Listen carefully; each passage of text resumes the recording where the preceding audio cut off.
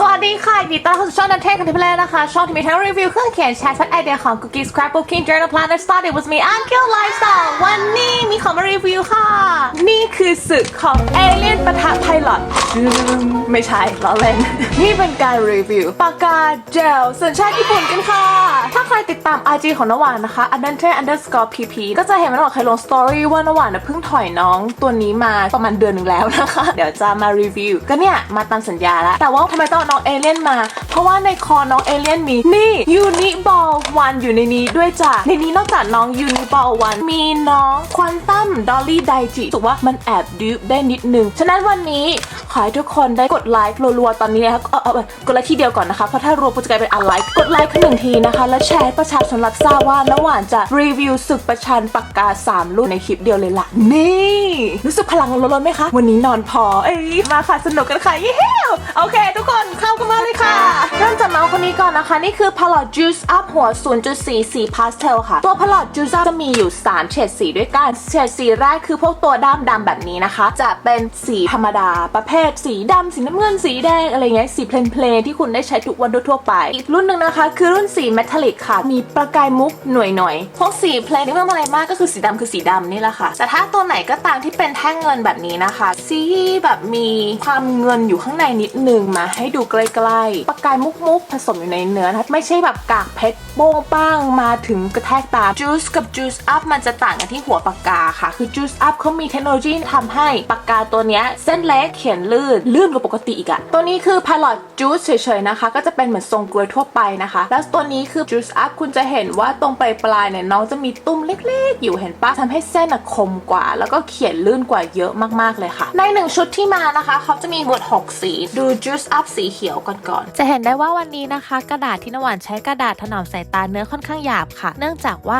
ปากกาที่นวานเอามาใช้วันนี้ทั้ง3ตัวเขาชูธงเรื่องของการเขียนลื่นสุดๆไปเลยค่ะนี่คือสีของ Juice Up Pastel นะคะเขียนบนกระดาษถนอมสายตาไปแล้วมาดูกระดาษดำกันค่ะกระดาษตัวนี้ค่อนข้างเนื้อลื่นเขียนง่ายนะคะก็จะเห็นสีชัดเจนค่ะนวานไม่แน่ใจว่าเฉดสีที่เห็นในกล้องมันจะชัดพอไหมนะคะนี่คืออยู่บนสีดำและนี่บนกระดาษที่เป็นสีนวลๆคราวนี้มาลองบนกระดาษขาวกันนะคะพอน้องอยู่บนกระดาษที่ขาวนะข้อดีถ้าคุณเคยลองปากกาสีพาสเทลยี่ห้ออื่นตัวไหนที่มันสีอ่อนจัดอย่างพวกสีเขียวมินท์ตัวเนี้ยมันจะไม่เห็นอันนี้คือมันยังเห็นอยู่นะอันนี้บนกระดาษทำสายตานะคะสุดท้ายบนกระดาษสีดำมาดูรูปลักษณ์ภายนอกของน้องนะคะจะเป็นแบบมินิมอลดีไซน์มีคำว่า Juice Up แล้วก็มีเนี่ยสี่เหลี่ยมหน้าตาคล้ายๆตอนไอคอนเวลาเปิดวินโดว์นะคะแล้วก็สีอยู่ตรงนี้ข้างในก็มีสีด้วยเห็นปะคลีนดูสะอาดตามากเลยนะคะเป็นสไตล์ที่ไม่เก่าเลยนะต่อให้เป็นรุ่นอื่นเขาก็ยังดูมีความมินิมอลคือตัวเนี้ยแม้น้ำหวานจะเป็นคนไม่ได้ชอบสีเคร่งขรึมมากนะแต่น้ำหวานมันเท่ดีค่าตัวของน้อง Palette Juice Up นะคะค่อนข้างแรงนิดนึงนะเมื่อเทียบกับปากกาเจลยี่ห้ออื่นราคา Palette Juice เฉยๆอยู่ที่ประมาณแค่40 กว่าบาทแต่ว่า Palette Juice Up นะคะเซตนี้อยู่ที่ราคาประมาณ405 บาทร้าน Asia Stationery ใน Shopee นะคะลองไปเซิร์ชดูฉะนั้นพอหารเฉลี่ย6ด้ามแล้วประมาณด้ามละ67-68 บาทก็ถือว่าแรงเลยแหละแต่ก็จะแลกมาด้วยตัวหัวปากกาที่เป็นเอกลักษณ์แบบนี้คือถ้าคุณต้องการสัมผัสนวัตกรรมเนี้ยก็อาจต้องยอมลงทุนนิดนึงแต่ถามว่าคุ้มค่าไหมในเรื่องของความจุหมึกน้องหวานรู้สึกกระบอกหมึกมันใหญ่โตเหมือนกันนะคะเนี่ยก็คิดว่าน่าจะใช้ได้นานแหละแล้วเขาก็มีรีวิวขายด้วยนะจบเรื่องราวของสีพาสเทลอย่างน้อง Palette Juice Up ไปแล้วนะคะเรามาดูคนต่อมาน้องยูนิบอลวันนี่ต้องขอบคุณคุณส้มฉุนมากๆเลยนะคะเป็นสปอนเซอร์รอบนี้ให้ขอบคุณมากเลยนะคะที่เหลือลูกอยู่ไปกำลังพังกันก่อนนะจ๊ะทุกคนจำคุณส้มฉุนได้ไหมคุณส้มฉุนคือคนที่ให้อันนี้น้ำหวานนะโมนามี Color Twin Brush แล้วก็ให้นี่ด้วยเนี่ยซิบักลิกอตคือเป็นผู้มีพระคุณต่อช่องเรานะคะที่ทำให้เรามีของมารีวิวทุกคนไงคะฉะนั้นก็ยังไงก็ฝากขอบคุณคุณส้มฉุนด้วยกันนะคะทุกคนแบบคอมเมนต์กันขอบคุณนะคะไม่งั้นไม่มีดูนะอย่างเงี้ยนี่คือ Uniball One นวัตกรรมล่าสุดจาก Uniball ประเทศญี่ปุ่นค่ะเขาบอกว่าเขาเด่นที่น้ำหมึกถ้า Palette Juice Up บอกว่าเธอเด่นเรื่องหัวปากกาทำให้เป็นปากกาที่เขียนได้ลื่นปื๊ดยูนิบอกว่าฉันมีน้ำหมึกที่เด่นมากชัดมากแจ่มจะแจ่มวาวมากเลยนะคะทำให้คุณเขียนได้ลื่นเช่นเดียวกันค่ะดูรูปร่างภายนอกนะคะมาสไตล์คล้ายๆกันเลยคือมีความขาวๆมีความมินิมอลตรงนี้มีสีฟ้า แบบสีตามของด้ามเขาอะค่ะทางด้ามขาวไปหมดไม่แน่ใจว่าน้องจะเหลืองได้ไหมนะตรงนี้เป็นเหมือนพลาสติกนี่ยางเป็นกริปนั่นก็คือมีอะไรให้มันจับให้นุ่มมือคือทั้งที่คุณกำลังดูว่าทั้งหมดนี่คือสีขาวใช่ไหมคะแต่มันมีความใช้วัสดุที่แตกต่างกันค่ะมันก็เลยทำให้กริปเนี่ยมันยังจับถนัดมืออยู่ไม่ลื่นอีกอันนึงที่เป็นกิมมิคเล็กน้อยของเขาก็คือตัวนี้ค่ะคลิปของเขามันมาทำอย่างนี้ได้เขาจะเสียบปากกากับเสื้อเฮียน้ำหวานนะเขาเป็นเด็กวิศวะตรงแขนเสื้อเขาอะมันมีที่เสียบปากกาแต่เหมือนผ้ามันค่อนข้างหนาเขาก็จะกระแทกกระทันเข้าไปค่ะจนบางทีไอ้ตัวเนี้ยมันก็กดเปิดก็ทำให้น้ำหมึกไหลย้อยที่เสื้อช็อปดีที่เสื้อช็อปมันเป็นเสื้อสีเข้มๆนะมันเลยไม่เท่าไหร่แต่อันนี้คือคุณไม่ต้องกระแทกกระทันแล้วค่ะคุณก็แค่เปิดอย่างนี้แล้วก็เสียบเข้าไปนี่ไฮโซอีกอันที่น้ำหวานชอบเขาสามารถหนีบให้ค่อนข้างแน่นอย่างเงี้ยได้จะห้อยคอกับแบบพวกสายห้อยบัตรน้ำหวานไม่แน่ใจว่าเป็นทุกโรงเรียนไหมแต่ว่าโรงเรียนที่น้ำหวานรู้จักกับทุกโรงเรียนอ่ะเขาจะต้องมีเหมือนสายห้อยคอเพื่อจะให้แขวนบัตรนักเรียนซึ่งจะเป็นแคชการ์ดได้ด้วยดังนั้นเนี่ยคุณก็สามารถห้อยตะเหนียวแล้วก็มีเอาปากกาหนีบอย่างเงี้ยก็ได้แล้วก็สะบัดไปสะบัดมา ก็จะไม่เป็นอะไรวันก่อนน้ำหวานลองเสียบกับสายห้อยคอน้ำหวานไปแล้วนะคะก็โอเคอยู่นะน้องไม่หล่นนิดนึงนะคะนี่ค่ะเห็นคำว่า Uniball 1 0.5 คำ2แบบนะเป็นหัว 0.38 กับหัว 0.5 นะคะอันนี้ก็เป็นหัว 0.5 มาจากมันมีอะไรเยอะแยะมากในตัวเนี้ยทางที่ดูเรียบให้ดูหัวปากกานะคะเป็นทรงกลวยทั่วไปที่เรารู้จักหมึกของมันจะไม่ซึมเข้าไปในเนื้อเยื่อกระดาษแต่ว่ามันจะลอยตัวขึ้นมาเหนือกระดาษแต่ก็มีความแห้งไวมากๆด้วยน้ำหวานอาจจะต้องย้อนกลับไปพูดถึงเรื่องประเภทของน้ำหมึกของปากกาสักนิดนึงก่อนนะคะเพื่อให้ทุกคนพอจะเห็นภาพว่าทำไม Uniball เขาถึงเน้นในเรื่องหมึกของเขาไม่ซึมทะลุนะถ้าเราจะพูดถึงปากกาชนิดต่างๆเนี่ยมันต้องเริ่มจากปากกาลูกลื่นนะคะนี่คือ Unijestri base ของมันนะคะจะเป็นสิ่งที่เรียกว่า oil based ink ตัวทำละลายของหมึกเป็นน้ำมันนะคะน้ำมันก็จะไม่ได้ทะลุกระดาษเพราะฉะนั้นเราก็จะเจอได้ว่าปากกาลูกลื่นเนี่ยมันจะไม่ซึมไงพวก marker ทั้งหลายนะคะมันก็จะเป็น base ผสมอาจจะเป็น water base อาจจะเป็น alcohol base หรือเป็นผสม oil แต่ในเมื่อมันมีน้ำอยู่ข้างในมันก็มีความเป็นไปได้ที่มันจะมีสิ่งที่เรียกว่า bleed เหมือนกับว่าน้ำหมึกของปากกามันไหลไปตามเยื่อกระดาษนะคะตัวอักษรจะไม่คมเท่าไหร่หมึกอีกแบบนะคะคือพวก fountain pen ที่น้ำหวานได้ทำรีวิวตัวหมึกนะคะเอาไว้อย่างอันนี้ค่ะจะเห็นชัดเจนเลยว่าปากกาที่เป็นน้ำถ้ากระดาษไม่ดีเราจะเห็นอนูของน้องนะคะว่ามันมีจุดไอ้พวกจุดทั้งหลายเนี่ยไม่ใช่หมึกไม่ดีนะแต่คือกระดาษไม่ดีคือเนื้อเยื่อของมันไม่ละเอียดพอทำให้เวลาเราเขียนนะคะดูเหมือนเส้นหมึกไม่เรียบเนียนเพราะว่าตัวหมึกเขาเป็นน้ำแล้วเมื่อมันเจอกระดาษที่ไม่ดีหมึกมันก็จะไหลไปตามเยื่อของกระดาษคราวนี้หลายๆคนเขาก็จะมีความรู้สึกว่า ball point ก็ดีแต่ว่าด้วยความมันเป็น oil เป็นน้ำมันก็จะไม่ไหลลื่นได้เท่ากับความที่เป็นน้ำเพราะฉะนั้นมันก็เลยมี gel pen นะคะที่เขาบอกว่ามันก็เป็น water based ink ทำให้มันสามารถหมึกไหลลื่นดีแต่ว่าไม่ได้เป็น water base หนักเท่ากันกับ fountain pen นะน้ำหวานก็ไม่รู้ว่าเขาผสมอะไรเหมือนกันแต่ว่าตัวสูตรสารเคมีที่เขาผสมเนี่ยมันทำให้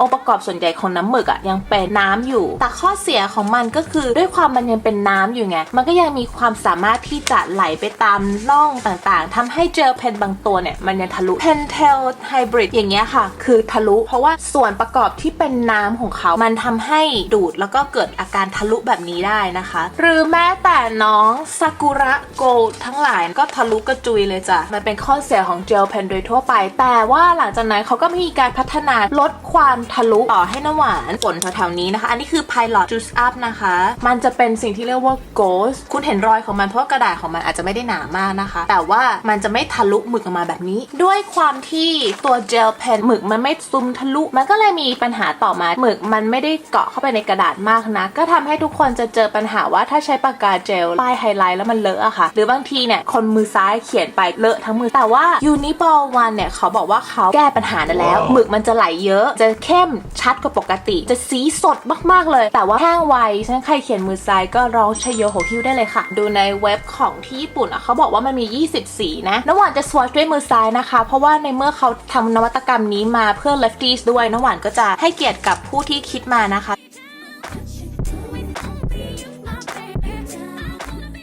ให้ดูทุกสีใกล้ๆค่ะจริงๆน้องพยายามจะส่องมากเลยนะว่าหมึกที่มาดูนูนขึ้นมากว่าอันอื่นไหมยังไงนะไม่เห็นแหละมันคงจะอยู่ในอนูที่ข้าพเจ้าไม่สามารถมองไม่ว่าจะใช้กล้องอะไรส่องได้แต่ที่เห็นอันนึงเลยอะค่ะคือสีมันจะโดดเด่นชัดขึ้นมากว่าตัวอื่นและสีมันก็อย่างที่เขาบอกว่ามัน darker and more vivid color นี้เราลองมาเขียนบนกระดาษที่ขาวๆดูนะคะบอกอันนึงเลยคือมันเขียนลื่นมากแทบไม่ต้องใช้ความพยายามในการเขียนถ้าใครต้องการเขียน ขียนอะไรที่ไวๆรีบๆน้ำหวานแนะนำตัวนี้เลยเขียนข้อสอบส่งอาจารย์ให้ดูบนกระดาษขาวๆใกล้ๆอีกทีนะคะเทียบกันกับกระดาษถนอมสายตานะจ๊ะค่าตัวน้องนะคะด้ามละ45 บาทเซิร์ชคำว่า Uniball วันนี้แล้วเขาก็มีรีฟิลด้วยนะเดี๋ยวน้ำหวานจะลองเทียบขนาดกระบอกหมึกกับน้อง Juice Up ละกันน้ำหวานว่ามันพอๆกันนะและอยากกระนั้นเลยค่ะอย่างที่น้ำหวานบอกว่ามันแอบมีดูของ Uniball วันนั่นก็คือควอนตัมดอลลี่ไดจิอ้าวของสัญชาติไทยเอาไปเทียบได้ด้วยเหรอคะเริ่มเทียบที่กระบอกหมึกกับเขาไปด้วยเลยแล้วกันนะคะก็ไซส์ใกล้เคียงกันนะเพราะฉะนั้นก็ขอพูดถึงซ้ำอีกครั้งหนึ่งนะคะน้ำหวานจะไม่พูดรายละเอียดประเภทที่ว่ารูปทรงเป็นไงเพราะน้ำหวานรีวิวละเอียดแล้วตรงนี้นะคะลองไปดูรายละเอียดเพิ่มเติมนะแต่น้ำหวานจะมาพูดถึงเรื่องคุณภาพของน้ำหมึกแล้วก็ตัวเฉดสีเราจะเอามาเทียบกันกับ Uniball วันนะคะเริ่มที่ราคาก่อนเลยราคาของควอนตัมนะคะราคากลางที่35 บาทต่อด้ามนะก็ถือว่าไม่ได้ห่างกันมากนะก็ชูกันเรื่องของหมึกเหมือนกันนะเพราะว่าหัวปากกาคือปกติมากค่ะเหมือนปากกาเจลทั่วๆไปนะคะน้ำหวานขอเทียบกันกับน้อง Uniball วันนะจ๊ะเป็นทรงกรวยแบบเดียวกันถ้าจะมีความต่างถ้าจะมีนะอาจจะเป็นเรื่องของวัสดุควอนตัมไดจิดอลลี่คัลเลอร์เคลมเอาไว้ว่ามีนวัตกรรมด้านน้ำหมึกที่ทำให้สีมันเข้มสดชัดแล้วก็แห้งไวข้อด้อยข้อแรกของควอนตัมดอลลี่ไดจิคัลเลอร์นะคะคือสีเขามีให้เลือกน้อยกว่าค่ะแค่6เองแล้วก็มีสีน้ำเงินอีกสีนึงเป็น7และไม่มีสีดำนะคะถ้าใครทวินหาสีดำน้ำหวานก็หาอยู่เหมือนกันค่ะน้ำหวานจะสวอชสีข้างๆกับตัวที่เป็น Uniball วันที่เฉดสีใกล้เคียงกันนะคะและสาเหตุที่น้ำหวานจะต้องเขียน Uniball วันอีกอันหนึ่งนะคะเพราะว่าถ้าน้ำหวานเทียบกับตัวแรกที่น้ำหวานใช้มือซ้ายค่ะแรงกดของน้ำหวานมีไม่พอมันก็เลยอาจจะทำให้เห็นคุณภาพหรือประสิทธิภาพของน้ำหมึกได้ไม่ดีเท่าค่ะมาดูความคมชัดของน้ำหมึกนะคะเปรียบเทียบกันระหว่างน้อง Uniball ตัวนี้นะคะกับควอนตัมมีความรู้สึกว่ามันใกล้เคียงกันเลยนะคะคือความลื่นใกล้เคียงกันคุณภาพของความชัดเรื่องหมึกก็ใกล้เคียงกันมากเลยนะคือมันเป็นดูปกันได้อะมาเทียบกันกับกระดาษที่ขาวว้าวๆเลยนะคะ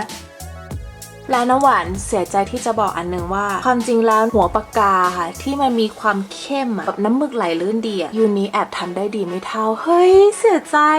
คุณส้มชนค่ะน้ำหวานรักของที่ส่งมานะคะน้ำหวานรักน้อง Uniball มากน้องคนหน้าตาดีมากน้องดีมากจริงๆแต่ว่าพอทำอย่างเงี้ยน้องแอบมีความสีขาวคุณเห็นสีขาวตรงนี้ไหมเฮ้ยคือน้องแอบมีสีขาวติดมันนิดหน่อยแต่เนี่ยมีความสีขาวที่อยู่ในตามโค้งอะค่ะพอน้ำหวานใช้น้องควอนตัมคือสีขาวนั้นมันแทบไม่มีตายแล้วบริษัท Unit Thailand เขาเคยทำงานกับเราไหมเคย เขาจะคิดใช่ไหมเดี๋ยวเราลองมาเทสเรื่องของความละลายน้ำกันดูนะคะตัวนี้เป็นปากกาอะไรก็ไม่รู้นะว่าใช้เขาแฟนซีไปแล้วกันนะคะเดี๋ยวใช้ Juice Up เป็นสีเข้มนะคะแล้วเห็นกันไปเลยว่ามันจะละลายไม่ละลายนะคะ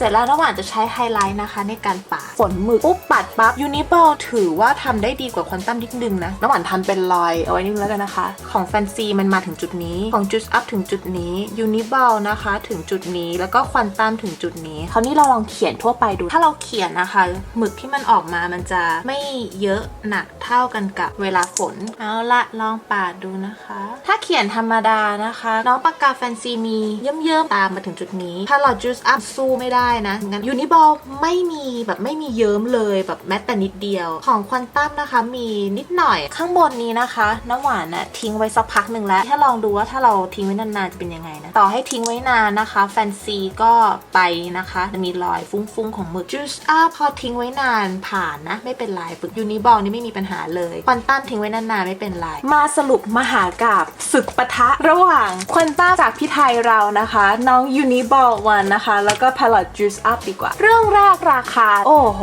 น้อง Juice Up นะคะเฉลี่ยด้ามละ67 บาทและบางร้านพุ่งไปถึง80ทีเดียวเชียวฉะนั้นราคาก็จะแรงต่อมานะคะน้อง Uniball วันราคาเฉลี่ยต่อด้ามคือ45 บาทค่ะน้องควอนตัมดอลลี่ไดจินะคะด้ามละ35 บาทค่ะยกที่2นะคะในเรื่องของ appearance น้ำหวานให้น้องควอนตัมตกรอบไปก่อนเลยค่ะน้องดูธรรมดาเกินมาที่2อันนี้นะเลือกยากค่ะคือน้ำหวานชอบความสลิมของน้อง Juice Up แต่ว่าน้ำหวานชอบตัวคลิปหนีบของ Uniball วันมากกว่าแต่ถ้าให้เลือกแบบว่าคว้าหมับเลยก็คงต้องเอา Juice Up นี่แหละยกที่3เรื่องของหัวปากกาค่ะยังยกให้กับ Palette Juice Up นะคะไม่มีใครจะเป็นเหมือนเธอเพราะหัวปากกาน้องมีความเอวคอดแล้วน้องก็มีบอลที่ใหญ่เวอร์ทำให้เขียนได้ลื่นมากเลยค่ะแต่ก็แลกมาด้วยราคาที่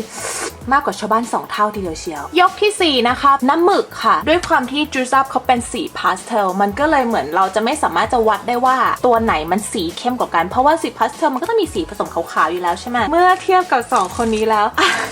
น้ำหวานให้ควอนตัมหมึกมันชัดมากจริงๆมาเข้มมากๆยกที่5นะคะเรื่องความแห้งไวค่ะยกให้กับน้อง Uniball 1เป็นอันดับ1เลยค่ะเพราะว่าขณะที่เขียนหนังสือแบบเขียนปุ๊บแล้วก็ปัดไฮไลท์ปั๊บเลยเนี่ยนะคะแทบจะไม่เหลือแม้แต่นิดเดียวเลยที่จะเป็นรอยเปื้อนนะคะรองลงมาจะเป็นควอนตัมค่ะก็คือเขียนปุ๊บปัดปั๊บมีรอยนิดหน่อยจูซับนี่คือไม่ไหวนะคะถ้าเขียนแล้วก็ปัดทันทีไม่ได้เปื้อนแต่ว่าถ้าเขียนไว้สักพักหนึ่งแล้วค่อยมาปัดทีหลังทั้ง3ตัวผ่านหมดเลยค่ะและนี่นะคะก็คือศึกปะทะปากกาเจล3ยี่ห้อแล้วคุณล่ะคะชอบตัวไหนมากกว่ากันถ้าชอบถ้าใช่นะคะก็ฝากกดไลค์กดแชร์ subscribe คอมเมนต์คุยกันค่ะว่าตกลง3ยี่ห้อนี้คุณเทใจให้กับยี่ห้อไหนเป็นอันดับ1 2 3ตามลงมานะคะใครมี Twitter please follow @studyadias_ ค่ะ Facebook Fanpage ของนวันคือ Adante Cantibile NW และ IG ของนวันค่ะ Adante_pp สำหรับวันนี้นะคะไปแล้วค่ะบ๊ายบายค่ะ love you and God bless you all